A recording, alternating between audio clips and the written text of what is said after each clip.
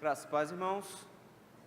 Vamos abrir as nossas Bíblias na carta de Paulo aos Romanos, capítulo do número 15. Carta aos Romanos, capítulo 15. Nós faremos a leitura que vai a partir do versículo número 14. Diz assim a palavra do Senhor. E certo estou, meus irmãos, sim, eu mesmo, a vosso respeito, de que estáis possuídos de bondade, cheios de todo conhecimento, aptos para vos admoestardes uns aos outros. Entretanto, vos escrevi em parte mais ousadamente, como para vos trazer isto de novo à memória, por causa da graça que me foi outorgada por Deus, para que eu seja ministro de Cristo Jesus entre os gentios, no sagrado encargo de anunciar o Evangelho de Deus, de modo que a oferta deles seja aceitável, uma vez santificada pelo Espírito Santo. Tendo, pois, motivo de gloriar-me em Cristo Jesus nas coisas concernentes a Deus, porque não ousarei discorrer sobre coisa alguma, senão sobre aquelas que Cristo fez por meu intermédio, para conduzir os gentios à obediência, por palavras e por obras, por força de sinais e prodígios, pelo poder do Espírito Santo, de maneira que desde Jerusalém e circunvizinhanças até o Ilírico tenho divulgado o Evangelho de Cristo, esforçando-me deste modo por pregar o Evangelho, não onde Cristo já for anunciado, para não edificar sobre fundamento alheio, antes, como está escrito, hão de vê-lo aqueles que não tiveram notícia dele, e compreendê-lo os que nada tinham ouvido ao seu respeito. Vamos orar? Deus Santo, bendito, Deus eterno e poderoso, louvado seja o Teu nome, Senhor, pelo privilégio de adorar o Senhor hoje à noite. Pelo privilégio que temos, meu Deus, de ter a certeza de que o Senhor habita em nosso meio, de que o Senhor está atento àquilo que acontece nesse momento aqui, que o Senhor já está ouvindo as nossas orações e recebendo os nossos cânticos. Mas, Senhor, se não houver a sua voz, meu Deus, em nossos ouvidos nesse instante, nada fará sentido para nós, Senhor. Nós nos reunimos para Te ouvir, meu Deus. E agora, Senhor, com a Sua palavra aberta diante de nós, nós reconhecemos a nossa incompetência em entendê-la. Senhor, como nossos corações são difíceis, submissos à Tua vontade, Senhor, toma-nos, meu Pai, de forma que Sua voz seja ouvida e seja obedecida hoje à noite. É no nome santo de Jesus Cristo que nós Te rogamos isso. Amém. Grande parte do problema da igreja brasileira, meus irmãos, não está necessariamente em seus membros. Seus membros são culpados, mas porque seguem pastores conforme seus próprios corações. Então, de certa maneira, a liderança das igrejas é que tem conduzido milhares de pessoas ao inferno. E essas pessoas vão porque elas buscam pastores conforme os seus próprios corações. O pastoreio da igreja de Cristo, meus irmãos, deve ser feito por pessoas, por homens, que estejam realmente dispostos a fazer o trabalho do Senhor. Mas quando nós temos uma liderança fraca, frágil, afeminada, quando nós temos uma liderança que, na verdade, não segue os princípios do Senhor, ao invés de trabalharem em prol do reino de Deus, elas trabalham contra o reino de Deus. Elas se tornam anticristo, porque elas existem para destruir o reino de Deus e não para conduzir o povo de Deus aos caminhos do Senhor. Quando Jesus olha para a região de Jerusalém, ele enxerga um povo que não tem pastor, um rebanho que não tem quem os pastoreie. Mesmo em Israel, tendo muitos pastores, mesmo em Israel, tendo vários sacerdotes, aqueles homens não pastoreavam a igreja de Cristo, não conduziam o povo de Deus nos caminhos do Senhor, e o povo estava completamente perdido. A igreja de Cristo precisa compreender de que o Senhor resolveu gerir essa igreja por meio de liderança, por meio de pastores. E os pastores, meus irmãos, sejam eles presbíteros, docentes ou regentes, são conclamados por Deus para gerir essa igreja, de forma que o Senhor seja o rei sobre essa igreja. Os pastores e presbíteros não são reizinhos em uma comunidade, mas eles são servos do Senhor. E como servos do Senhor, eles precisam ter a visão adequada de como eles devem servir ao Senhor. E a igreja de Cristo deve ter isso em mente, de qual é a perspectiva que esses pastores têm do ministério, para que quando eles forem escolherem pastores, não escolham pastores conforme os seus próprios corações, que arrebanhem os seus pecados, que acalente o seu egoísmo, mas que guie essa igreja nos caminhos que o Senhor quer, e não nos caminhos que os homens querem. O apóstolo Paulo tem noção exata do que é isso. O apóstolo Paulo fala sobre o ministério em vários momentos, defende o seu apostolado. Mas de repente Paulo para agora e precisa explicar para a igreja qual é a visão dele sobre o seu ministério. O apóstolo Paulo gastou 11 capítulos dessa carta falando sobre o que Deus tem feito no mundo, de como Deus tem salvado as pessoas quando todas estão perdidas em seus próprios pecados, e na figura de Cristo tem resgatado essas pessoas do império das trevas, e de como o Senhor tem transformado a vida dessas pessoas, em específico, um grupo a que Paulo se dedica, que são os gentios. Paulo mostra de que o evangelho veio para os judeus, mas que de alguma maneira o Senhor expandiu essa pregação, de forma que os gentios são acolhidos à igreja de Cristo também, e que a forma como o Senhor tem feito isso, é por meio do anúncio fiel do evangelho do Senhor. O Senhor tem transformado pessoas pelo mundo inteiro, de maneira que ele faz isso por meio da pregação da palavra. São pessoas anunciando o evangelho que faz com que essas outras pessoas sejam modificadas. Paulo então fala sobre um Cristo que é sacerdote, de um Cristo que é ministro da circuncisão, mas agora Paulo de repente chega e diz: mas eu também faço parte desse ministério. E a partir do versículo número 14, ele vai dizer que, da mesma maneira como o Pai comissionou a Jesus Cristo como ministro, ele é comissionado por Cristo também como ministro.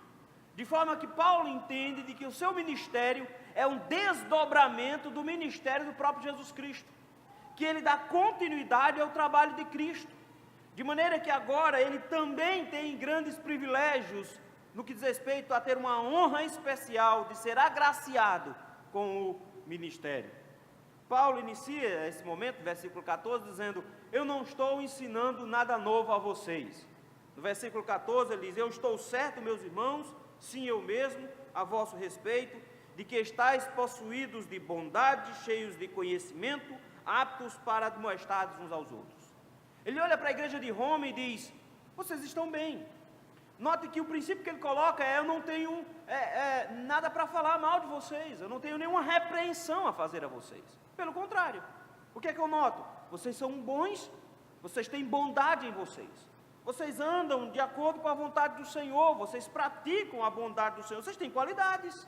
Nessa bondade vocês também manifestam conhecimento, vocês sabem. Então, em outras palavras, não foi novidade o que eu ensinei para vocês. O que eu ensinei em 11 capítulos, vocês já conheciam. O que eu ensinei nesses últimos capítulos, dos capítulos 12, 13, 14, e agora uma parte do 15, ele diz: vocês também já sabem, vocês são bons, vocês praticam isso. Além disso, vocês ajudam uns aos outros. Nota, ele termina dizendo: e vocês são aptos a admoestar, vocês são aptos a ajudar uns aos outros, vocês são aptos a acolher uns aos outros. Ou seja, vocês não só praticam a bondade, como vocês têm conhecimento, como vocês ajudam os irmãos a praticar a bondade. A pergunta é: se eles são tão bons assim, se eles são tão aptos assim, se eles têm tanto conhecimento assim, por que Paulo está escrevendo para eles? Paulo diz: isso faz parte do meu ministério, versículo número 15. Entretanto, vos escrevi em parte mais ousadamente, como para vos trazer isto de novo à memória.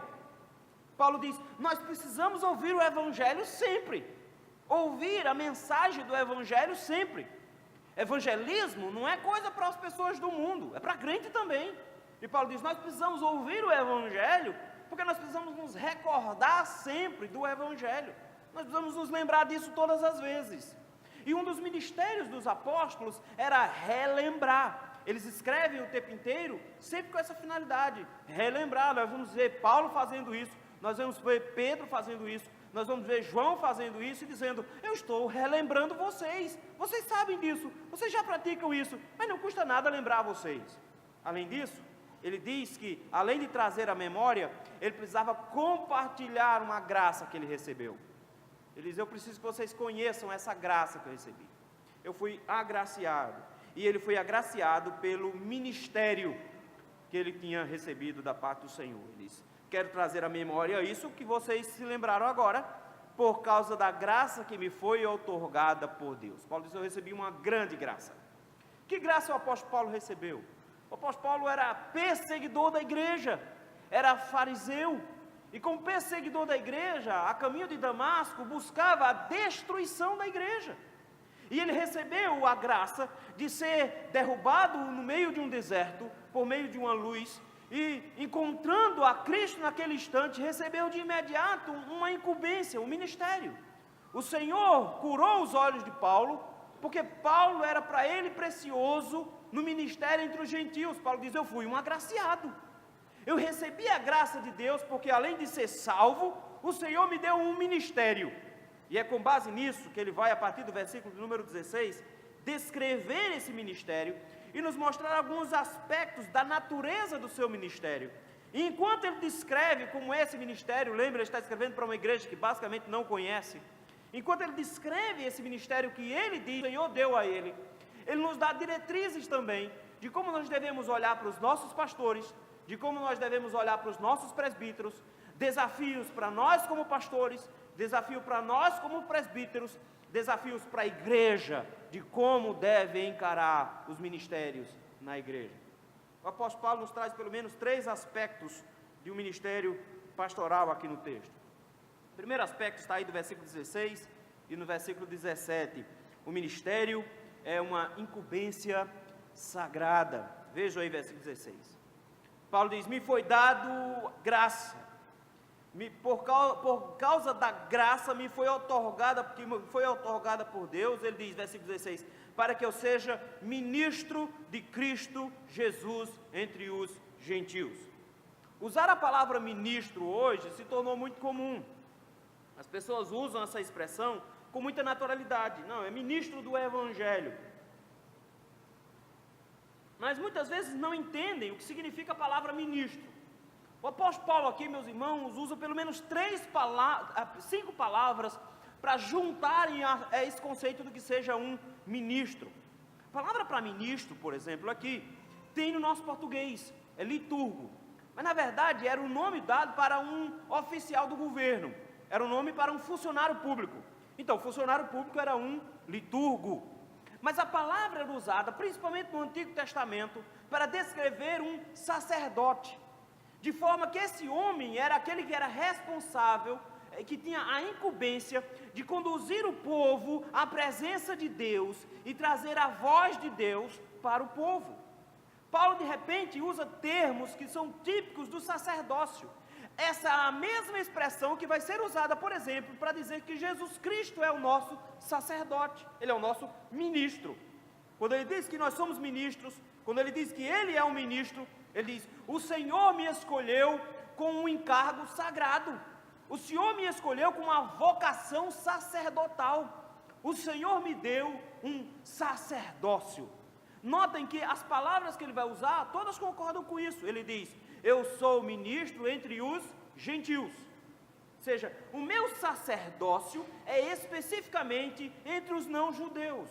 Ele faz essa distinção porque o apóstolo Pedro recebeu a incumbência a trabalhar entre os judeus. Paulo diz: o Senhor me chamou para trabalhar entre os gentios. Eu sou um sacerdote entre eles. Mas nota as expressões que ele vai usando. Ele vai chamar de sagrado encargo. Sagrado encargo no sentido de que ele diz: eu tenho uma função que é separada. Eu tenho uma função que é sacra. Eu tenho uma função que é santa. Ele diz, essa expressão era a expressão que era usada para aquele que servia no templo. Ele diz, eu tenho um sagrado encargo, eu tenho uma função santa. Qual é o sagrado encargo dele? Anunciar o Evangelho de Deus. Paulo diz, então eu me considero um sacerdote, e minha função como sacerdote é apresentar o Evangelho de Deus. Minha função como sacerdote é anunciar a voz de Deus. Mas olha que bonito, outra expressão ainda do Antigo Testamento, ele diz, anunciar o Evangelho de Deus, de modo que a oferta deles seja aceitável. Paulo diz, eu também tenho uma oferta. O sacerdote trazia os animais e oferecia a Deus sacrifícios mortos. O apóstolo Paulo conclamou no versículo de número 2 do capítulo 12, no versículo número 1 do capítulo 12, que nós deveríamos apresentar-nos a Deus, os nossos corpos, como sacrifício vivo, santo e agradável a Deus. Ele diz, nós apresentamos sacrifícios vivos. A adoração é um sacrifício vivo. Paulo diz, o Senhor me deu um ministério, o Senhor me fez um sacerdote. O meu sacerdócio consta de pregar o Evangelho, anunciar o Evangelho, é isso que eu faço, e eu faço isso aos gentios, de forma que os gentios convertidos são minha oferta ao Senhor. O que eu ofereço a Deus é um sacrifício vivo, eu ofereço pessoas que são apresentadas a Ele como novas criaturas, eu entrego os gentios como oferta, eu apresento-os ao Senhor, e não só isso, ele usa o termo santificada, que era o termo para separado, era o que se falava da oferta. A oferta ela era santificada quando o animalzinho era retirado do rebanho, levado para casa para ser engordado. Isso era santificar o animal para entregar ao Senhor. Ele diz, e as ofertas que eu entrego, as pessoas a quem eu prego o Evangelho, e que se convertem, eu entrego-as ao Senhor, e o Senhor as santifica por meio do Espírito Santo, elas são santificadas. Paulo usa vários termos aqui, basicamente para dizer, o ministério que o Senhor me deu, ele é um ministério sagrado. Ele olha para aquilo que ele faz e diz, eu tenho um privilégio especial, o Senhor me deu uma graça. E a graça que o Senhor me concedeu é de que Ele me colocou numa condição onde o meu ministério é especial, onde a forma como eu sirvo ao Senhor é especial. Na verdade, a forma como Ele enxerga, Ele diz, eu sou um sacerdote de Deus. Eu tenho também ofertas a entregar, eu entrego às pessoas a quem eu prego o Evangelho, e essas pessoas são apresentadas como ofertas ao Senhor, esse é o meu sacrifício, e elas são santificadas pela ação do Espírito Santo. Interessante porque Paulo parece que lembra de Isaías 66, quando lá é profetizado que judeus da diáspora, e Paulo era um desses judeus da diáspora, anunciariam o Evangelho e proclamariam a glória de Deus em terras distantes, e essas pessoas iriam adorar em Jerusalém. Paulo diz, eu sei o que eu sou um judeu que foi chamado pelo Senhor para proclamar o Evangelho como um sacerdote entre os gentios, para produzir entre os gentios oferta agradável ao Senhor, para que eles, sendo santificados pelo Senhor, sejam apresentados a Deus. Paulo diz, eu tenho então um ministério. Olha que coisa interessante, versículo 17. Ele diz, tendo, pois, motivo de gloriar-me em Cristo nas coisas concernentes a Deus. Ele não está dizendo, eu tenho coisas a gabar-me em Cristo. Gloriar-me em Cristo não é gabar-se. Ele diz, não, eu não estou me gabando do que eu faço. Interessante que ele é o oposto dos apóstolos modernos, notaram? Ele está dizendo, eu tenho um chamado específico com as pessoas da igreja. Eu tenho um chamado para pregar o Evangelho, não para enriquecer. Eu estou preocupado em apresentar vidas santificadas na presença do Senhor e não encher a igreja. Eu estou interessado em entregar ofertas ao Senhor e não recolher ofertas para mim. Ele tem um alvo muito específico no que diz respeito ao seu ministério, mas ele chega e diz, eu tenho algo a gloriar-me em Cristo. É porque ele entende de que esse ministério não vem dele, não é competência dele, não está necessariamente brotando do seu coração, mas foi uma graça que o Senhor concedeu a ele, versículo do número 15, e que agora ele entende que foi graça de Cristo. Ele diz, eu posso então me gloriar, não no que eu faço, mas eu me glorio no privilégio de poder trabalhar para o Senhor. Eu me glorio no fato de que todo o meu ministério vem de Jesus Cristo, e que tudo isso diz respeito às coisas de Deus. Ele diz, eu sou privilegiado porque eu trabalho para Deus. Como reformados, meus irmãos, nós sabemos de que não existe entre nós distinção vocacional. Como reformados, nós entendemos de que toda vocação toda profissão é uma vocação divina. Não interessa o que você foi chamado por Deus para fazer. Se você é engenheiro, advogado, médico, professor, dentista, gari, não interessa o que você seja, ele disse. O Senhor te chamou para essa função. Se o Senhor te chamou para essa função, você serve e adora a Deus nessa função. Nós não fazemos distinção, mas o apóstolo Paulo diz, mas eu sou um privilegiado, porque o Senhor me chamou para trabalhar diretamente com Ele, trabalhando com almas, com vidas das pessoas. Enquanto os homens trabalham muito mais com o aspecto terreno, enquanto os homens trabalham com funções etéreas, eu trabalho com coisas eternas. O Senhor me deu o privilégio de trabalhar para Ele. Por isso o meu ministério é sagrado, ele diz. Eu me glorio em Cristo. Não porque eu mereço esse ministério, mas eu me glorio em Cristo, porque o Senhor me deu um sacerdócio para agir na igreja. Mas nós temos hoje em dia, meus irmãos, são pastores colocando a igreja na justiça. Querem dinheiro, querem tomar. Essa semana mesmo o Supremo Tribunal Federal estava lá de novo empreitando uma causa sobre o assunto. De novo, não deu para o pastor, não deu ganho de causa. E pastor é função sacerdotal, não cabe vínculo empregatício, não interessa quantas horas ele trabalha na igreja. Interessante, meus irmãos, porque essas pessoas não entenderam. O apóstolo Paulo chega e diz, o ministério é um sacerdócio, é um privilégio que foi dado a poucos. E quando ele fala em ministério, ele não está falando só em pastores, ele está falando em pastores e presbíteros. Ele diz, nós precisamos entender de que como pastores e presbíteros, o Senhor nos deu um sacerdócio. E o grande privilégio nosso não é quanto nós arrecadamos no final do mês, porque nós não trabalhamos por salário. Nós trabalhamos por causa de Cristo, e nossa grande alegria é poder apresentar ao Senhor ofertas agradáveis, santificadas. Nossa grande alegria é ver uma igreja sendo transformada, sendo santificada pela ação do Espírito Santo. Paulo diz, é esse o meu grande privilégio, é essa a minha grande alegria. Eu me glorio no fato de que Cristo me escolheu para essa tarefa, e no final das contas, eu sou um mero instrumento nessa tarefa. Eu tenho um ministério sagrado. Os pastores precisam lembrar disso sempre, meus irmãos, porque somos muitas vezes tentados a transformar as igrejas em um curralzinho eleitoral, em um curralzinho onde eu comando, em um reinozinho pequeno onde eu sou o rei. Somos imediatamente lembrados de que nós temos um sacerdócio. Como presbíteros, precisamos nos lembrar imediatamente de que o Senhor nos deu um sacerdócio. Nós não estamos interessados nos nossos próprios privilégios, nós não estamos interessados naquilo que acontece conosco, mas estamos felizes porque o Senhor resolveu nos usar. O Senhor resolveu acolher-nos como sacerdotes dEle. Nós somos instrumentos dEle. E a igreja do Senhor precisa aprender esses princípios para, ao invés de contratar mercenários, aprender a discernir onde estão os presbíteros e pastores sacerdotes.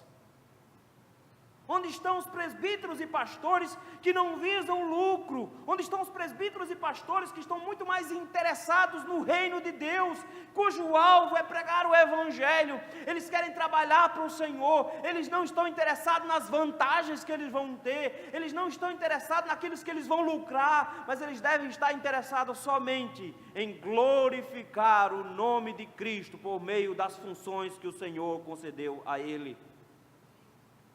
É um sacerdócio. E Paulo diz, e eu fui agraciado com isso.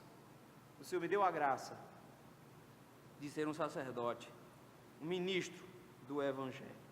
Segundo aspecto saliente, meus irmãos, do ministério pastoral no texto, está aí versículos 18 e 19. O ministério deve ser um ministério poderoso em Deus.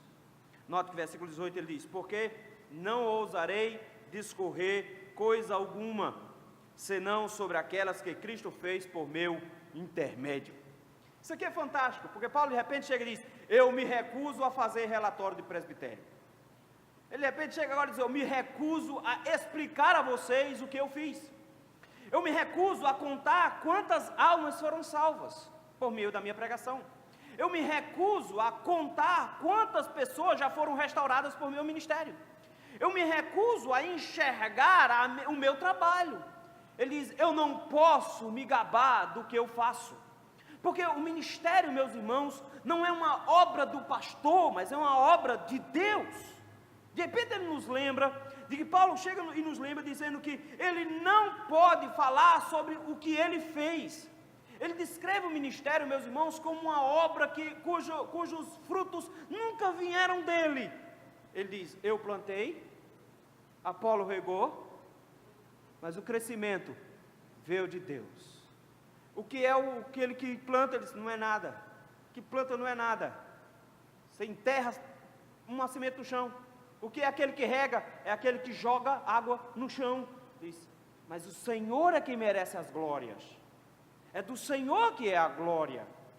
De repente ele nos dá um novo conceito do que seja um ministério bem-sucedido. Ministério bem-sucedido, meus irmãos, não são pastores em grandes igrejas. Não são pastores em mega igrejas. Não são pastores com mega salários, pastores que aparecem na TV. Ministério bem-sucedido é um pastor que entende que Deus o usa. Esse é o grande princípio aqui por trás. É Deus usar. Paulo diz, eu não tenho nenhum relatório do meu ministério. O que eu tenho é o relatório do ministério de Cristo, por meu intermédio. Paulo diz, eu sou um canal, eu sou uma ferramenta. E como ferramenta, nós não elogiamos a ferramenta quando nós vemos um trabalho feito. Quando nós vemos um banco bem feito, uma mesa bem feita, uma cadeira bem feita, você não chega e diz, que martelo fantástico deve ter feito essa mesa. Você não diz isso. Rapaz, o que deve ser esse serrote para fazer uma mesa dessa é coisa incrível. Não, você não diz isso.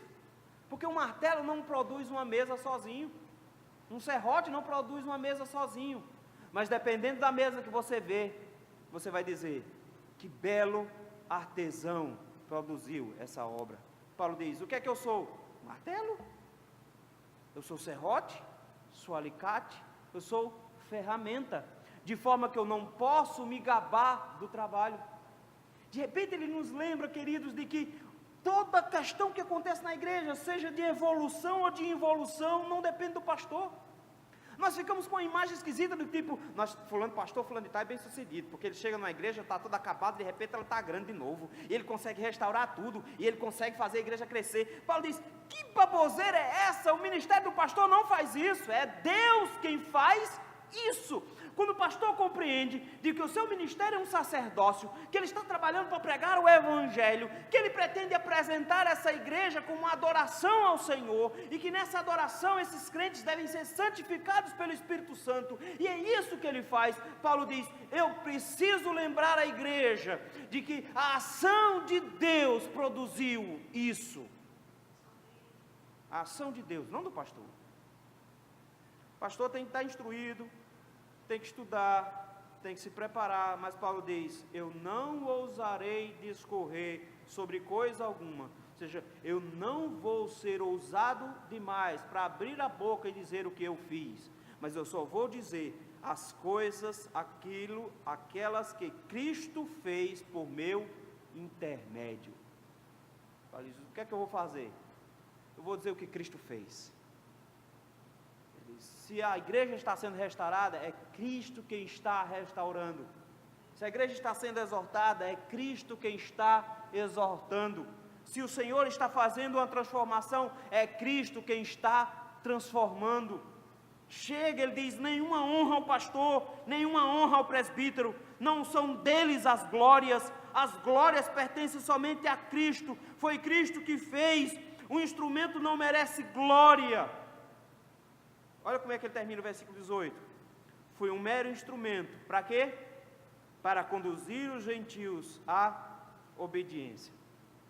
Paulo diz, eu só fiz mostrar o caminho. Eu só fiz apresentar a Cristo. De forma que eu só fui usado por Deus como instrumento para que os crentes aparecessem. Para que os gentios fossem conduzidos à obediência. Mas Paulo chega e precisa agora parar para explicar como é que isso funcionou, como é que isso aconteceu. Paulo diz, olha, preciso que vocês se lembrem do seguinte aqui, olha aí. Para conduzir os gentios à obediência, primeiro, por palavra. Em primeiro lugar, palavra. Paulo diz, como é que eu fiz esse ministério? Como é que eu agi nesse ministério? Ele diz, esse ministério é poderoso, porque em primeiro lugar, meu ministério é da palavra. Nós precisamos nos lembrar, meus irmãos, que era assim que os pastores eram conhecidos no passado. E que infelizmente nós nos esquecemos. Eles sempre foram chamados dos pastores de ministros da palavra e dos sacramentos. Era assim que os pastores eram conhecidos. Era assim que estava na carteira de pastor. Era assim que era registrado nos presbitérios. Era assim que era registrado nas atas de conselho. É tanto que ainda hoje nós chamamos de sagrado ministério. Mas esquecemos do resto, porque parece que existe um monte de outras programações no meio do processo. Ah não, a gente tem que aprender a fazer acampamento. Tem uma matéria no seminário para isso, não sei se vocês sabem, mas como organizar um acampamento. Sem isso a igreja não existe. A igreja nunca teve acampamento na história, mas nos últimos, da década de 70 para cá, se tornou imprescindível a ponto de ter uma matéria no seminário para ensinar esse negócio. Paulo diz, querido, palavra. O pastor é aquele que prega a palavra. O presbítero é aquele que comunica a palavra. O poder de Deus é expresso na igreja por meio da palavra de Deus sendo exposta. Nenhuma transformação acontecerá numa igreja onde Deus não fala por meio da Escritura. Paulo diz, esse é o segredo do ministério. Pedro sabia exatamente disso. Quando surgiu na igreja em Jerusalém, problema com as viúvas de fala grega, elas simplesmente se acharam excluídas, porque na hora de dividir a cesta básica para todo mundo, quem falava hebraico ganhava mais, quem falava grego ganhava menos. E elas começaram a reclamar, chegaram para Pedro, buscando Pedro, olha que é coisa errada, a gente não está recebendo. Pedro diz, não, minhas filhas, procuraram a pessoa errada, vamos escolher homens cheios do Espírito Santo, para distribuir a cesta básica entre vocês. Vamos chamar esses homens de diáconos, porque eu e os demais irmãos vamos nos dedicar à palavra e à oração. Paulo diz, é isso que um pastor faz. Pedro diz, é isso que um pastor faz. Diz, é esse o caminho, pregação da palavra, mas não só pregação da palavra. Paulo diz, por palavras e por obras. Paulo diz, o exemplo da liderança, de forma que pastores e presbíteros sejam aqueles que proclamam a mensagem, mas que vivem a mensagem, que andam em conformidade com a vontade do Senhor. Isso não significa que eles deixam de ser pecadores, mas significa que eles se tornam um padrão de santidade para a igreja. O apóstolo Paulo disse para Timóteo, sede padrão dos fiéis, na palavra, no procedimento, em tudo. De certa maneira ele chega agora e diz, nós precisamos nos lembrar de que o ministério dos pastores nas igrejas, dos presbíteros na igreja, passam especificamente quando eles se lembram de que o Senhor os usa, mas que eles são usados por Deus de forma especial, por meio da palavra e por meio do seu comportamento. Além disso, Paulo acrescenta no versículo número 19, dizendo, por força de sinais e prodígios. Essas palavras aqui, meus irmãos, essas duas expressões aqui, dizem respeito à forma como esse evangelho era anunciado. Sinais é como que apresentando algo que haveria de vir. Na verdade, era aquilo que dava legitimidade à pregação do reino. Mas não só sinais, ele diz prodígios, maravilhas, aquilo que deixa as pessoas extasiadas com o que viram. Paulo diz, esse ministério de poder, que é pelo poder do Espírito Santo. Notou que ele diz, não é o pastor que tem o poder, não é o presbítero que tem o poder, o apóstolo lá que tem o poder, o poder é do Espírito Santo, que faz valer a sua palavra. Mas olha como ele termina, ele diz, a pregação, junto com a atitude, cheios do Espírito Santo, para produzir o quê? De maneira que desde Jerusalém até e circunvizinhança, até o Ilírico, tenho divulgado o Evangelho de Cristo. Paulo diz, é para pregar o Evangelho, expor o Evangelho de Cristo. É através de Cristo que haverá transformação. É por isso que a expressão poder do Espírito aqui não tem nada a ver com milagres. Poder do Espírito aqui é uma outra expressão separada de sinais e prodígios. Poder do Espírito é a conversão de pessoas por meio da pregação. Paulo diz que o evangelho dele é o poder de Deus para a salvação de todo aquele que crê. A manifestação do poder na igreja, meus irmãos, não é quando o pessoal está pulando no reteté. Manifestação de poder na igreja não é quando está todo mundo extasiado. Manifestação de poder do Espírito Santo na igreja é quando homens e mulheres dobram seus joelhos em arrependimento profundo e conversão em seus corações. Isso é poder de Deus. Paulo dizia, assim que o ministério tem que ser. Quando Cristo age por meio dos pastores e presbíteros, e eles são tomados pelo Senhor, de forma que a pregação e as atitudes deles, motivadas pela ação do Espírito Santo, produzam transformação, de forma que a pregação do Evangelho se espalhe por todo lugar, por todo canto. Isso é importante, meus irmãos, nós entendermos isso, porque, de alguma forma, o ministério que nós vemos na rua hoje, não parece ser o mesmo ministério do apóstolo Paulo. As pessoas hoje não buscam somente dizer o nome de uma igreja, a placa de uma igreja. Tem que ter a foto do pastor. É interessante porque em algumas igrejas está tão atrelado que as pessoas dizem, eu sou da igreja fulano de tal, ministério de fulano. Porque sem aquele pastor, essa igreja não existe. E de repente atrela de um jeito que a foto do pastor tem que estar no púlpito, porque senão ele nem sobe no púlpito. A imagem dele é a imagem da igreja. Se esse pastor morrer, a igreja some, se acaba. De repente o senhor chega e diz, quem é que ele acha que é? Quem ele pensa que é? Ele não é nada, ele é só um instrumento. Toda a glória e toda a honra na igreja seja dado a Jesus Cristo. E o ministério dele só será um ministério bem sucedido quando ele compreender que o ministério dele precisa estar afincado no poder de Deus e não no poder dos pastores. Não é conchavo, não é arrumações, não é politicagem que produz uma igreja saudável, é a ação do Espírito Santo nessa liderança, é quando a igreja de Cristo é instruída por meio da palavra, é quando a atitude da liderança está condizente com a palavra, é quando a pregação vem acompanhada do poder do Espírito Santo para a transformação das pessoas, é quando temos uma liderança realmente sagrada, é que nós descobrimos como é que o Senhor vai agir dentro de uma igreja. Vou te dizer como é que se escolhe pastor hoje na igreja presbiteriana. É assim, alguém descobriu que tem um pastor em algum lugar que a igreja dele está dando certo. Se a igreja dele está dando certo, eu quero que a minha também dê certo, então eu quero trazer ele para cá. Eu soube que é um camarada bem dinâmico, bem animado, eu vou trazer ele para cá. Eu não quero saber de muita coisa não, o que é que eu quero saber? Se ele prega, eu trago ele, bota ele para pregar um sermão, ele escolhe o melhor sermão da vida dele, aquele que impressiona, prega o sermão, todo mundo fica assim, rapaz, é um bom pregador, vamos eleger esse cabra, elege.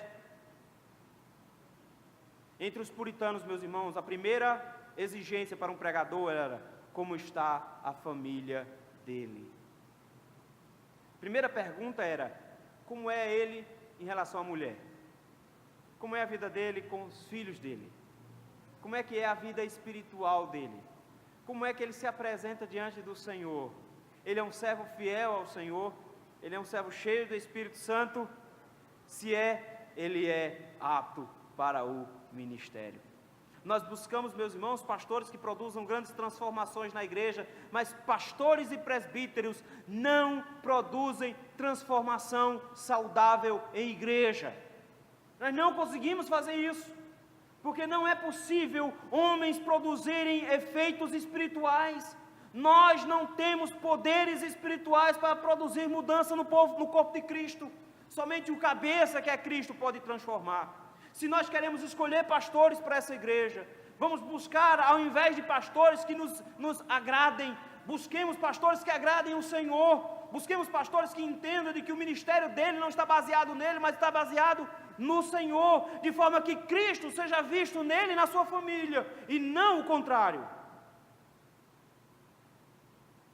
Paulo diz, ministério pastoral, o ministério do poder de Deus é manifestado na vida desse pastor, mas ele não se gaba disso. Ele não se gaba disso. Terceiro aspecto, meus irmãos, é que o ministério é muito mais abrangente do que qualquer outra coisa. Não está limitado a uma igreja local. Finalzinho do versículo 19, Paulo diz, e eu anunciei o Evangelho. Desde onde? Desde Jerusalém e circunvizinhança, até o Ilírico, tenho divulgado o Evangelho de Cristo. Paulo, meus irmãos, na metade de um versículo, faz um relatório ministerial de 3 viagens missionárias, de 10 anos de ministério. Se fosse um pastor presbiteriano, tinha feito pelo menos umas 20 páginas aqui. Paulo pega meio versículo e explica. Isso aqui resume 10 anos de ministério, 3 viagens missionárias, quase morto na maioria das vezes. Isso aqui resume a saída de Jerusalém, passando por Antioquia, Icônio, Listra, Derbe, indo até a região da Macedônia, passando por Efésios, atravessando o Mar Egeu, voltando para Jerusalém, subindo de novo para Antioquia, fazendo essa volta todinha. A expressão que ele usa aqui é de circunvizinhança, é dando círculos mesmo. E foi assim que eu fiz o tempo inteiro. Eu ia para Jerusalém, de Jerusalém eu ia para Antioquia, dava um círculo, voltava para Jerusalém, depois ia para Antioquia, dava outro círculo. Foi assim meu ministério nos últimos 10 anos. Pregando o Evangelho, divulgando o Evangelho de Cristo. Paulo diz, eu tinha um alvo. Meu objetivo é anunciar o Evangelho, é proclamar o Evangelho. E isso não significa que Paulo pregou para todo mundo que ele encontrou nesse caminho.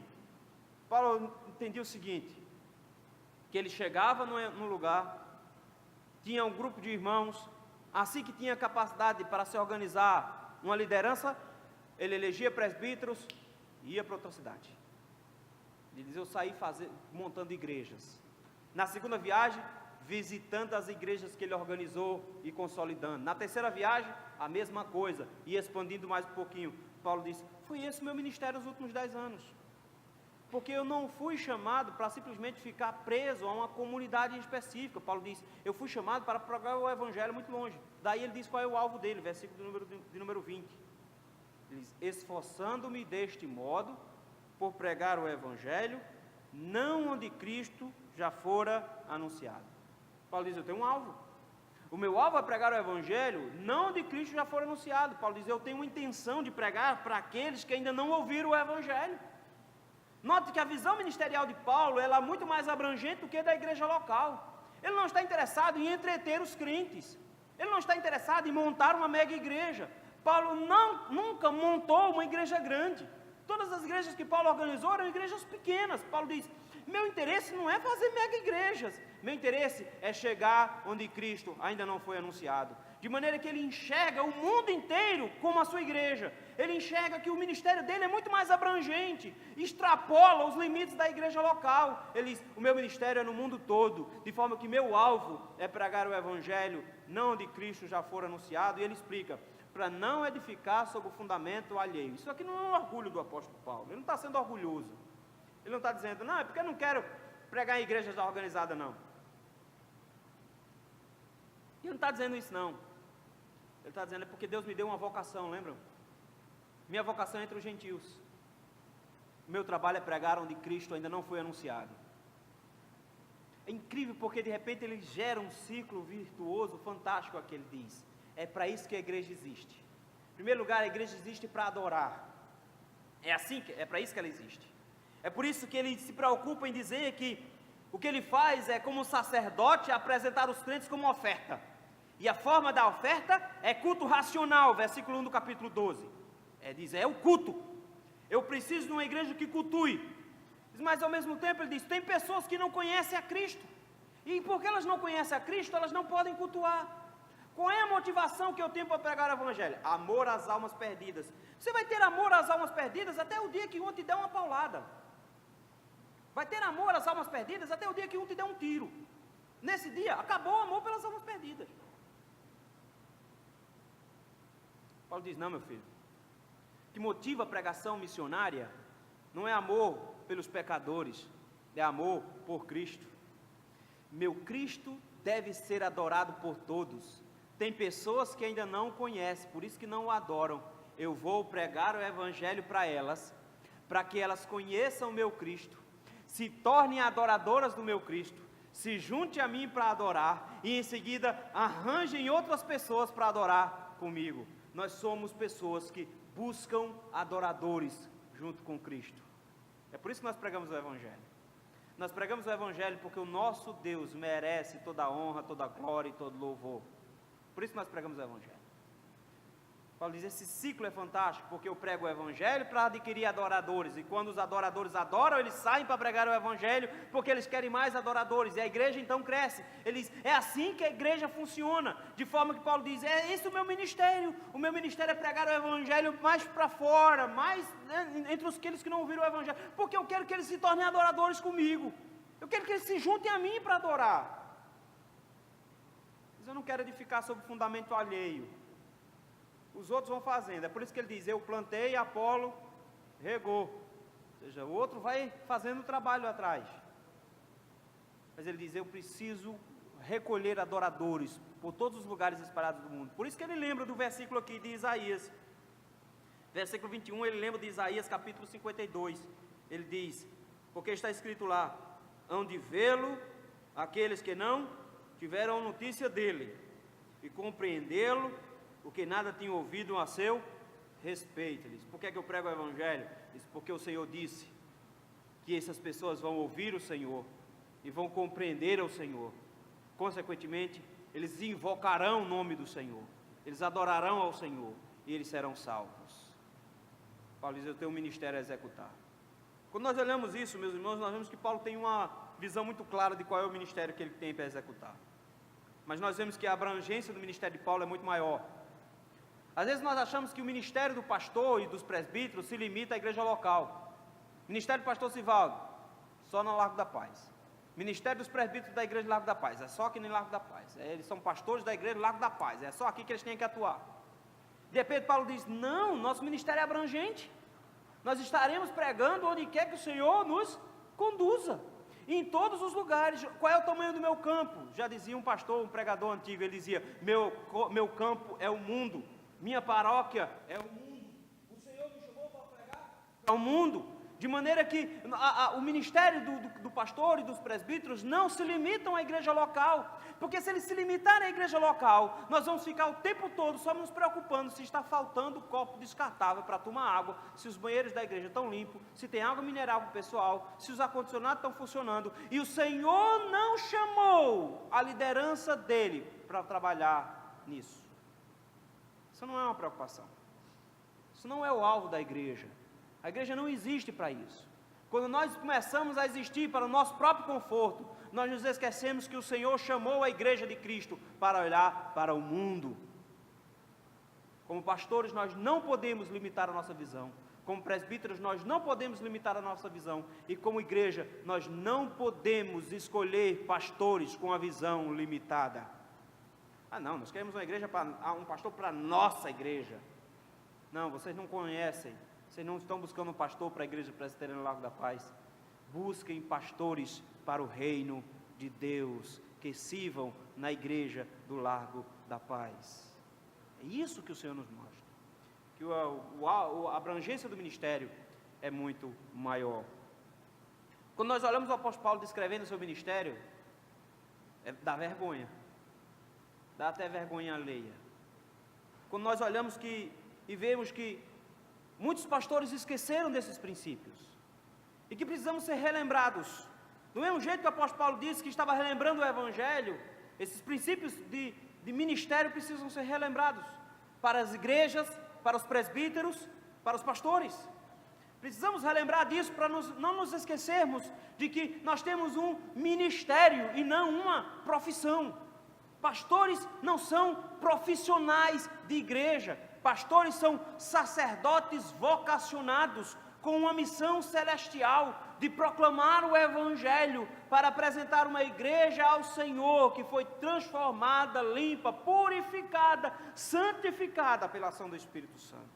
Enquanto nós não tivermos isso em nossos corações, os alvos se distorcem os alvos dos pastores, começam a pregar por causa de dinheiro, começam a pregar por maiores salários, usam igrejas pequenas como trampolim para ir para igrejas maiores, começam a fazer conchavos, começam a brigar por permanecer em igrejas que não mais querem a eles, começam a viver as suas vidas em politicagens internas para tentar crescer na vida. Paulo diz, se nós perdermos o alvo, deixamos de ser pastores e nos tornamos mercenários, o Senhor tem que nos lembrar sempre de que nós temos um ministério. como presbítero é o mesmo aspecto. Nós não podemos esquecer disso jamais, de maneira que nunca podemos nos deixar levar por arrumadinhos, por conchavos, por politicagem. Não tem nenhum interesse em permanecer presbítero se você não serve ao Senhor, se não entende que o seu único alvo na igreja é pregar o Evangelho, é anunciar o Evangelho, é apresentar a igreja como santa ao Senhor, como um sacrifício ao Senhor.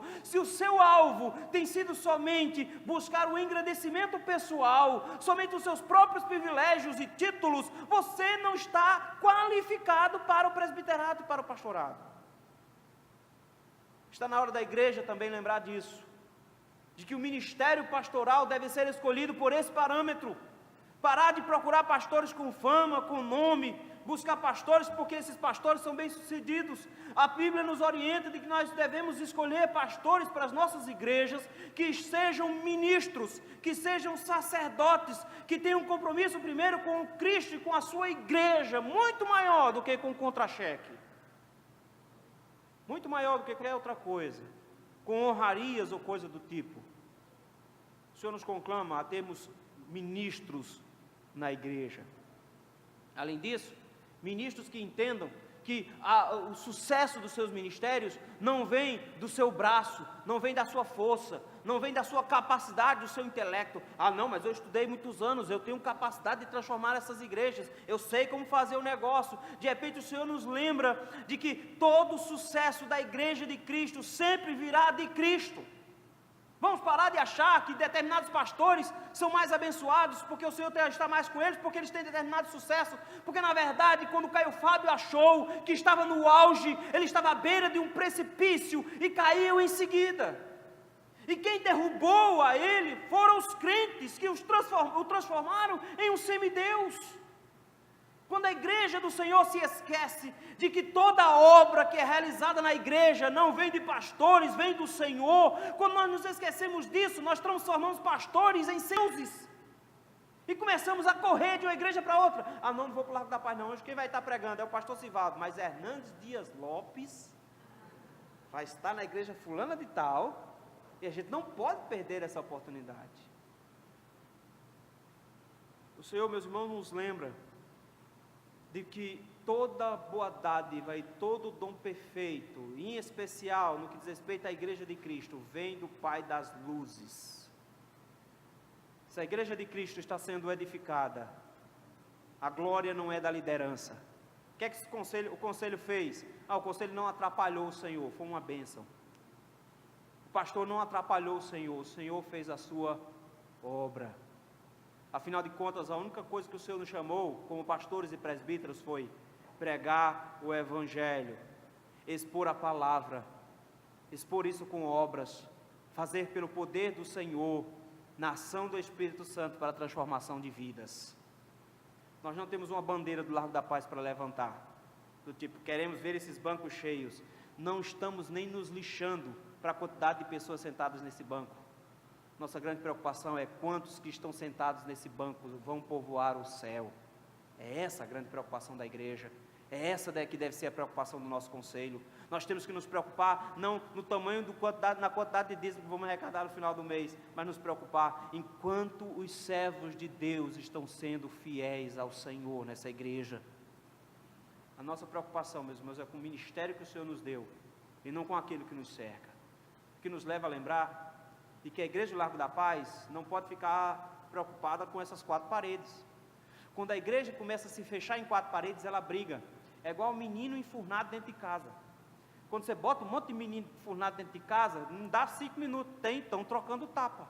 Por que às vezes a igreja briga? Porque nós nos enfurnamos entre quatro paredes. E o ministério que o Senhor concedeu ao pastor, o ministério que o Senhor concedeu aos presbíteros, o ministério que o Senhor concedeu à igreja, é muito mais abrangente, é pregar o Evangelho a toda criatura.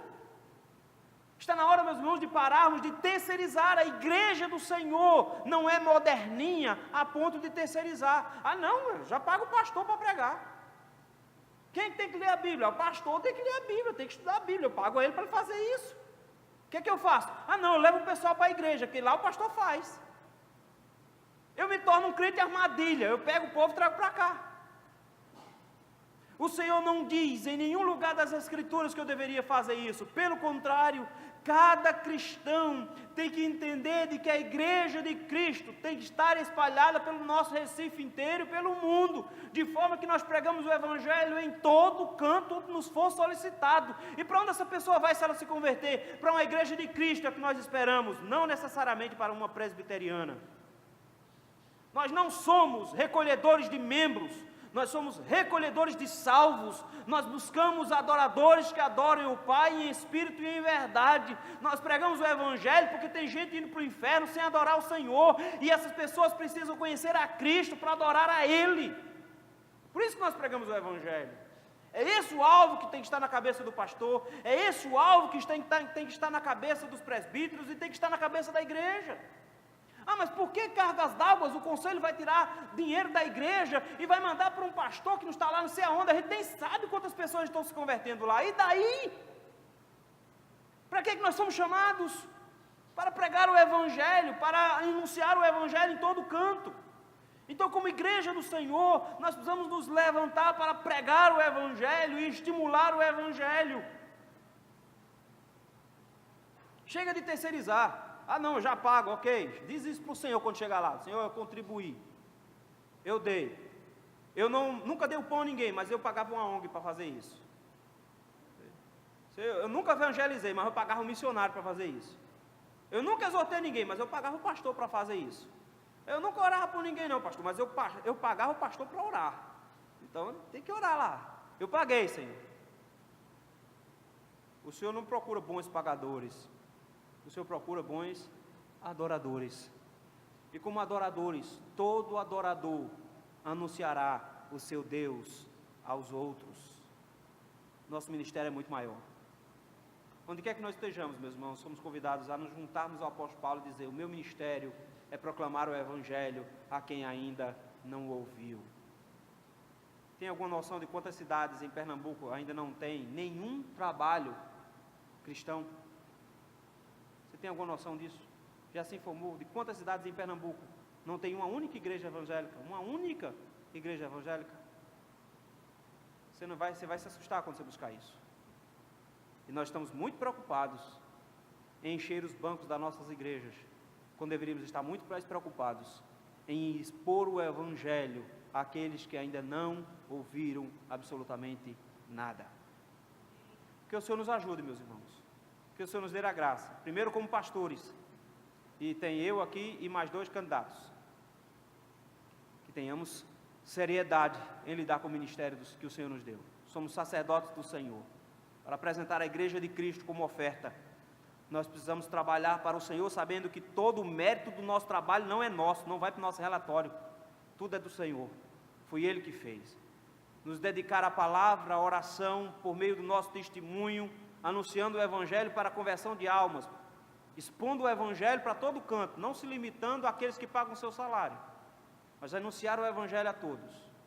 Como presbíteros da igreja, somos desafiados à mesma coisa, a não buscarmos engrandecimento pessoal, mas em todos os momentos entendermos de que o Senhor nos vocacionou para Ele, que nós somos sacerdotes, que são responsáveis por esses irmãos nessa igreja, que o conselho dessa igreja é responsável pela vida espiritual de cada irmão que está aqui nessa igreja, e queremos prestar contas ao Senhor por cada um desses irmãos que não foram orientados, que não foram conduzidos, que não foram abençoados com a nossa mão.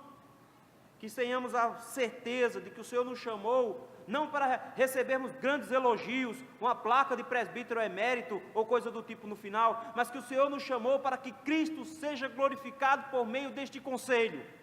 Que os presbíteros dessa igreja aprendam a honrar o nome de Cristo e anunciar o nome de Cristo onde quer que passe, porque se não sabem anunciar o nome de Cristo, não serve para o presbiterato.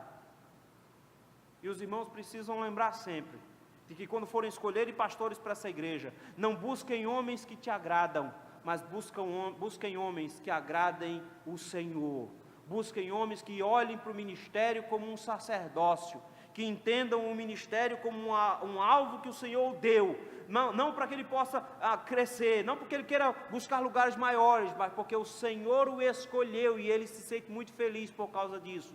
Busquem pastores que anunciem o Evangelho, mas que escondam os seus relatórios, que não manifestem para todo mundo o que faz ou deixa de fazer, mas que no final das contas sejam pregadores do Evangelho, da palavra do Senhor, com poder e com oração. Quando nós fizermos isso, meus irmãos, a igreja de Cristo irá ser bastante edificada, e irá ser abençoada, se Deus assim nos der esse privilégio. Que Deus nos abençoe, meus irmãos.